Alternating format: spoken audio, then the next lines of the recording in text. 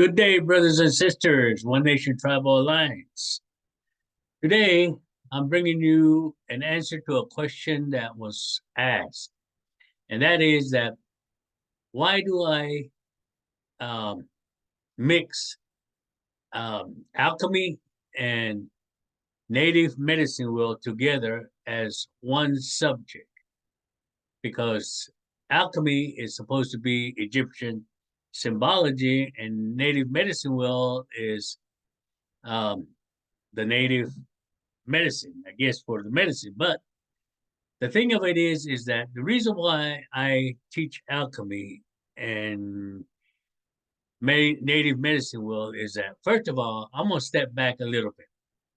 Alchemy is yes, it is an Egyptian symbology.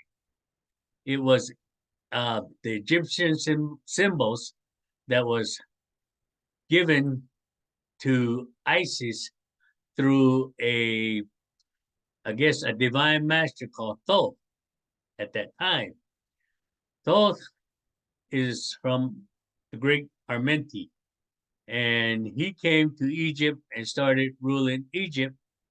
I guess 55 BC to 36 BC, so 36,000. 55,000 BCE to 36,000 BCE. So about 50 years, Thoth ruled Egypt. Now, during that time, he taught Isis about the symbology on alchemy. And so he taught Isis the symbology along with the magic of healing. And then at the time, he wrote the Emerald Tablets. And in the Emerald Tablets, it says during the, let me step back, in the interpretation of the Emerald Tablets by Doriel back in 1920s, it is written that Thoth did rule Egypt. And so the question always comes up and says, did Thoth come to America?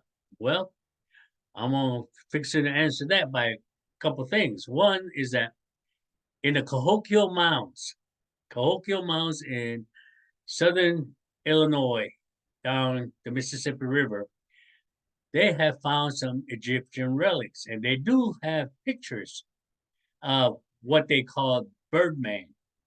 And Birdman, if you look at Thoth, looks like a bird.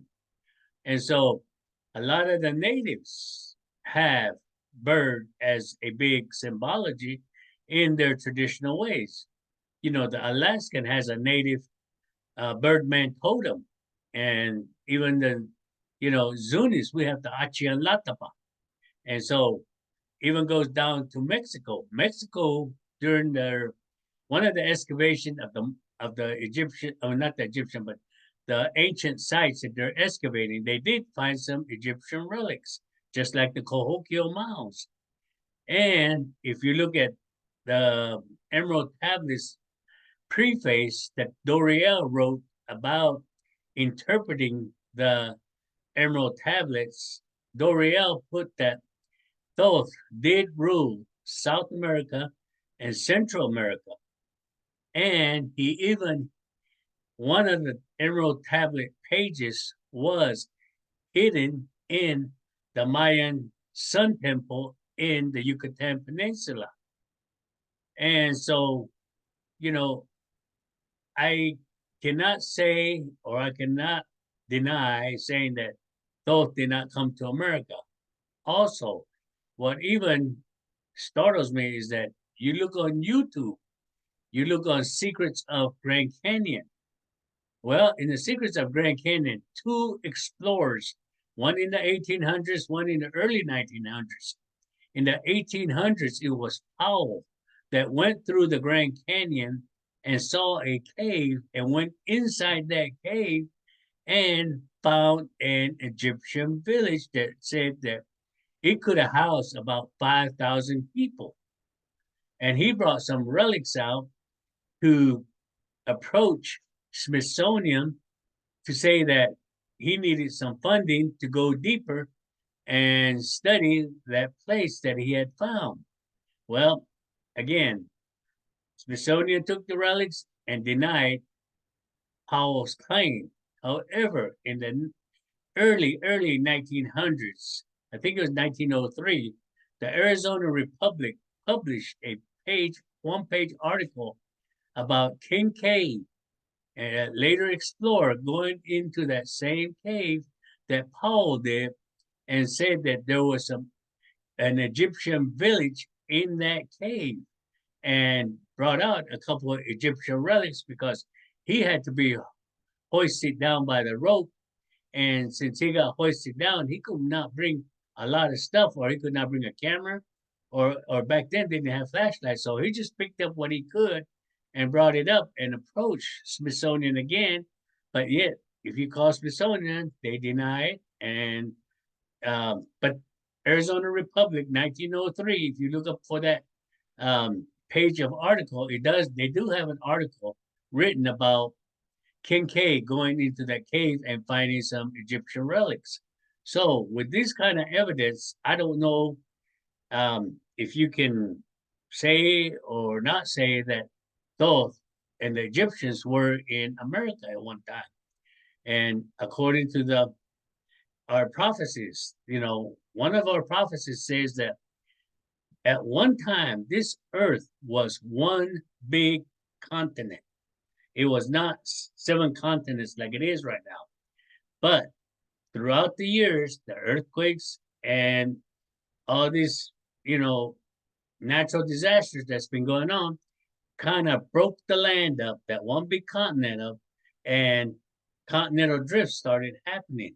And if you look at the scientific part about that, yes, this was one big continent, but with the continental drift, we are now 7 continents.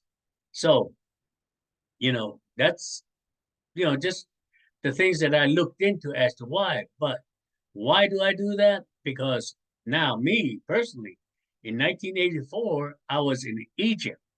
When I was in Egypt, I was in Alexandria, Egypt, and I got a chance to go have time off to go say, I wanted to go see the pyramids. It was in Cairo. So I said, well, let's take an adventure. So we went on an adventure and went to the Egyptian mounds. And just by me being there, it just like, I realized that some of these um, hieroglyphs that they have over there inside the tomb or inside the Egyptian mounds are the same kind of symbols that we have on our hieroglyphs back home, because the Great Kiva ruins have like the triangle, upside right side triangle, meaning fire. They also have a circle with a dot on it. That is a divine feminine, which is, again, if you look at it several ways, it's a divine feminine. It's also a symbol of gold, which is also a symbol of sun. So we look at that. And then I looked at the plus sign they have on in the mounds. I said, that plus sign looks, very equal. And then as I study more into it, that's the balanced cross. And there are some hieroglyphs in the southwestern and by the Cahokia Mounds area. They complain that the Nazis, the Germans, stole the swastika and used it against the people. Well, the native hieroglyphs has that swastika on their hieroglyphs, and that is the elemental square. It wasn't because it's a swastika, it's the elemental square. So if, the natives put it in the first place, Germans probably saw it somehow and says, we're going to use that. That looks neat. So anyway, I don't know how it came about in their flag, but a swastika is really actually not a bad symbol because the native used it as the elemental squares as far as being north, east, south, and west. So these are the reasons why I put Egypt and native alchemy, both symbology, together, because I believe that it does mean the same thing because, again, first of all, we have the Birdman Kachinas. Second of all, in Zuni, we have a thing called Matlokatsuki, which is supposed to bring us medicine, which is, if you look at it, Thoth taught Isis about the magic of medicine. And that's what, you know, Matlokatsuki is supposed to have done. So, all these things that I have looked into has really convinced me that yes, they do mean the same. And as I looked at the medicine wheel, the plus sign, it's got the elemental square in there, the balanced cross. The circle is a divine feminine. And, the colors in there. And just like the chakras we talked about, it's got yellow being vibration, red being Mother Earth, black being emotion, and white being energy, and white being north. So, and then yellow being east, red being south, and black being west. So these are the things that I have, studied and was taught by my elders that, these mean the same thing. And in our shrines, we have those colors on there. And we not only have the colors, but we also have the symbols on there. There's a balanced cross in the shrine. There's a circle in the shrine. There's the Trinity, that's the right side triangle, which is the Holy Trinity, or your Trinity, whatever you call it, Tria Prima or Holy Trinity, whatever you call it. It's on there. So this is my reason why I teach about alchemy and native alchemy. They both mean the same to us.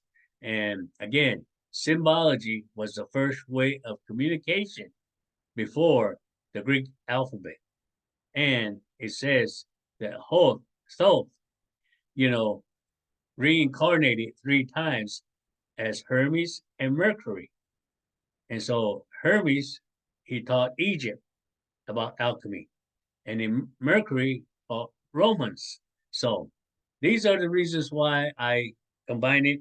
And if you have any questions about it, feel free to let me know, and I'll be glad to answer more questions. And we do get in depth about this in our native alchemy and chakra class. So if you're interested in that class to learn more deep into it, again, find us at alchemy at KimberlyTien.com. That's alchemy at KimberlyTien, KimberlyTien.com.